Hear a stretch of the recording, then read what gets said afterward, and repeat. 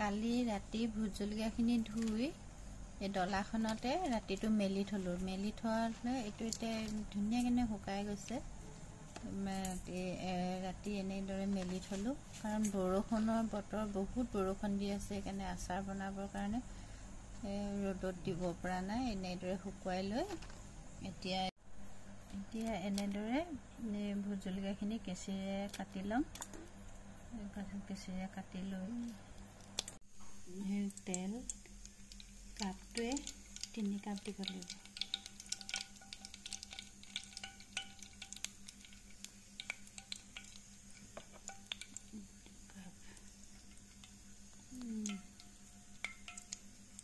দুকাপ আৰু আধা দি দিলে হৈ যাব। 2 কাপ আধা।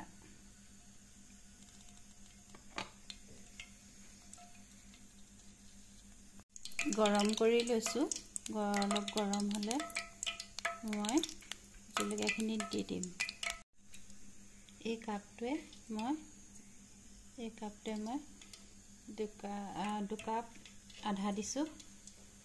3 কাপে আৰু অলপ অকণমান কম দিছোঁ। এতিয়া গৰম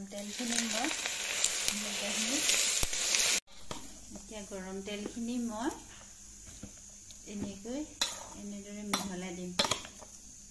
মই মছলা নিদিয়াকৈ বনাইছোঁ। ভোট জলকীয়াখিনি মই মছলা নিদিওঁ। এনেকৈ গৰম তেলখিনিত মই মিহলাই দিম। গৰম তেলখিনি এইটো কাৰণেই দিছোঁ, কাৰণ বৰষুণ দি আছে যে, সেইটো কাৰণে ৰ'দত শুকুৱাব পৰা নাই, সেইটো কাৰণে গৰম তেলখিনি দিছোঁ। ভালদৰে তেলখিনি মিহলি কৰিব লাগিব। ইয়াত প্ৰতিটো জলকীয়াতে যাতে তেলখিনি মিহলি হয়, সেইকাৰণে ভালদৰে মিহলাব লাগিব। মই ইয়াত মছলা প্ৰয়োগ কৰা নাই। মছলা প্ৰয়োগ নকৰাকৈ মই এনেদৰে অকল গৰম তেলেৰে জলকীয়াখিনি মিহলাই ল'ম। মিহলাই লোৱাৰ পাছত মই বটলত অলপমান কেঁচা তেল দি মই ভৰাই থৈ দিম। মই এতিয়া বটলটো ভালদৰে ধুই লৈছোঁ। ধুই লৈ শুকুৱাই লৈছোঁ। শুকুৱাই লৈ ভালদৰে শুকুৱাই ল'লে তেতিয়া ভেঁকুৰটোৱে সহজে ভেঁকুৰটো নধৰে। সেইটো কাৰণে মই ভালদৰে ধুই মেলি শুকুৱাই লৈছোঁ। বটলটো চিচাৰৰ বটল লৈছোঁ।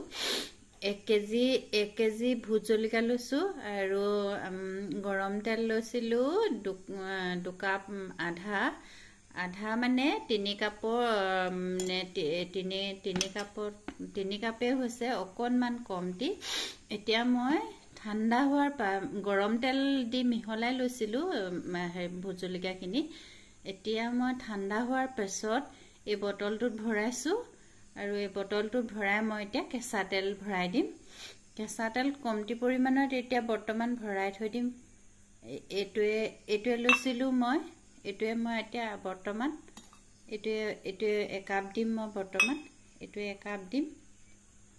1 কাপ দি পিনি এতিয়া থৈ দিম।